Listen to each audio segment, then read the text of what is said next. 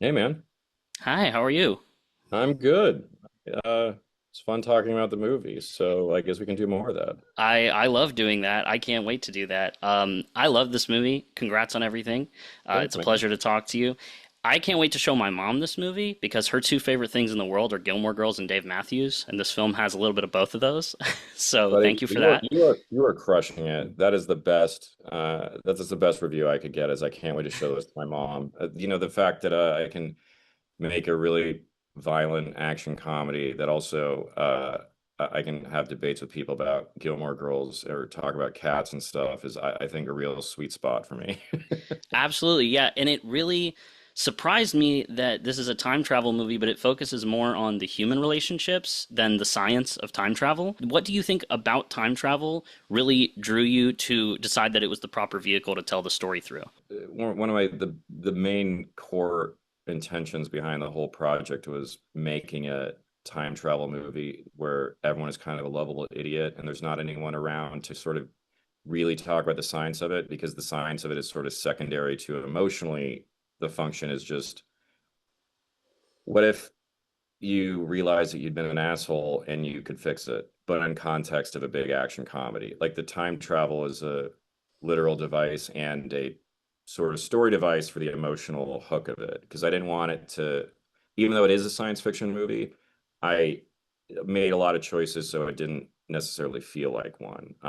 Because it's visually coded more as like an action thriller, and it's not like like there is a time machine, but it's a very kind of pared down one, and there's no kind of big visual science fiction stuff in it because I wanted it to just be functionally a buddy action comedy, one night gone wrong movie instead of being. I just sort of want. I thought the thing that would keep it kind of grounded in a way, even though it's like. I think the movie is both emotionally relatable and also just very heightened at somehow at the same time. So when I say it's grounded, yeah, I want the emotions to be relatable, but it's also like, you know, none of us have done most of the shit these people do in the movie. Right. It is really grounded, but you're also playing with a lot of genre flavors, buddy action comedy, gangster films, sci-fi time travel. How did you go about maintaining that balance when you're writing? And is there a particular genre that you're playing with in this film that you would want to return to more directly in the future? I mean, I probably will never make anything that is just one thing. Like to me, in a macro sense, this is a buddy action comedy. But within that, there's a lot of other stuff. Like I prefer you have that kind of North Star of what the thing is in a broad sense, and then I try to follow my own internal logic about things being surprising and kind of going in those directions in a way that's engaging and makes it more entertaining.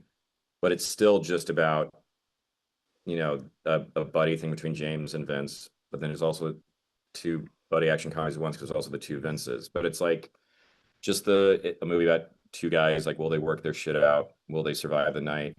Um, I mean, the thing from the movie that I know I want to do in the future, just as I always wanted to make an action movie, and I really, really enjoy doing the action in this. And if there's anything that I want to push further, is like I'd really like to make a movie that is, even more ambitious with it because I didn't either like it's exactly what I wanted this movie to be, but having got to the other end of it and done it because it's the first time I've ever done any action.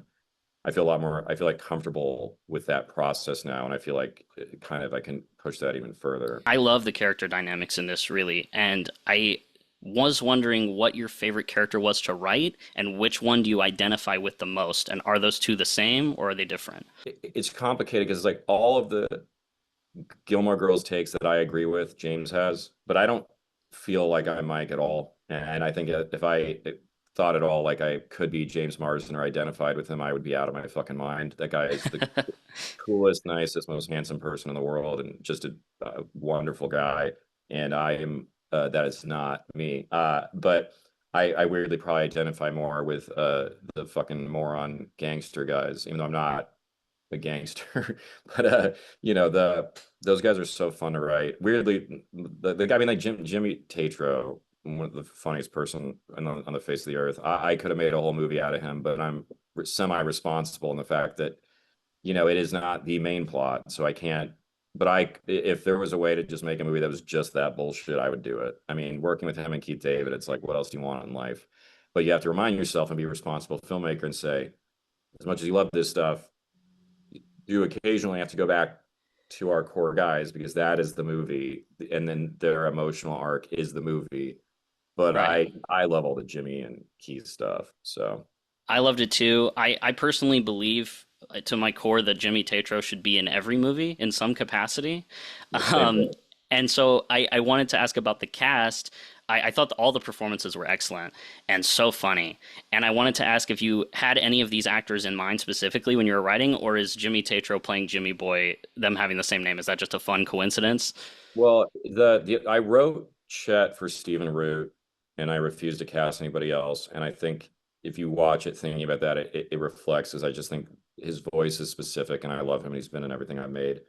Um, but it's interesting. It's like Jimmy Boy in my head was kind of one thing, and then when we started casting, I was like, wait, it has to be Jimmy Tatro because I thought American Vandal's the best show that's ever been on Netflix, and I think he's so funny. And the second that idea popped in my head, I wouldn't let it go. Like I hadn't thought about it at all when I was writing, and then once he came on, I started kind of changing stuff because I was so excited for him. Like I never thought about Keith David for it, but the second I realized he was available and that the studio was like, yeah, if he wants to do it, we would cast him. I was like, oh fuck, really? And then you end up writing the Foundlings. Like I wrote the Foundlings scene after casting both of them. Um, so sometimes you just get excited about the people and what they can do when you start shifting things. It's like most of the gangster stuff changed once I cast it because I was just excited about using these people in interesting ways. Like the Roid Rage Ryan character was a completely different character on the page, but I found Lewis surprisingly charming and funny. He usually just does action, and I was like, I'm just gonna give this guy a bunch of dumb shit to do. Right. So And in terms of directing, there are two Vince Vaughns in the movie, and we've seen a few films recently where an actor is playing double, but this is more a comedic approach to that. And I was curious if you could talk about the process of working with Vince and working with the same actor playing off of themselves. How is that done to try to perfect comedic timing? Like, what is the process like of that? oh, it sucks. And It you know, sucks. it's weird because when you're working with actors normally, it's just what is the best version of this scene? What does the scene need to be tonally? What does it need to be pacing wise? What does it need to be like consistent emotionally with the character in other scenes, like where we are and whatever? And there's all these fun challenges. And then when you add this to it, it becomes this sort of, it's just, it's like adding science to the thing where you're Right. trying not to uh, get in the way of the tone and the best thing the actor can do in that scene, but also it is a lot of the process is mechanical. And it's like if someone else is playing present Nick, and I spend the first half of the day shooting the part with Vince's future Nick, well, the actor playing present Nick can engage and kind of shift and move with the pacing and what's happening with Vince, and then you can kind of like figure out the scene. But instead, you're sort of trying to guess what's going to happen with that guy later and work within that framework, and then come back after lunch and then redo the whole scene with him as the other guy. And you may go to lunch and then suddenly, if you're shooting a scene normally, you could go to lunch and be like, oh, fuck, you know what we should do with this? But you're completely tied into what happened the first half of the day. So you're kind of, it's like you're trying to see the future, figure out things that are going to happen, but also not make it feel mechanical and stilted.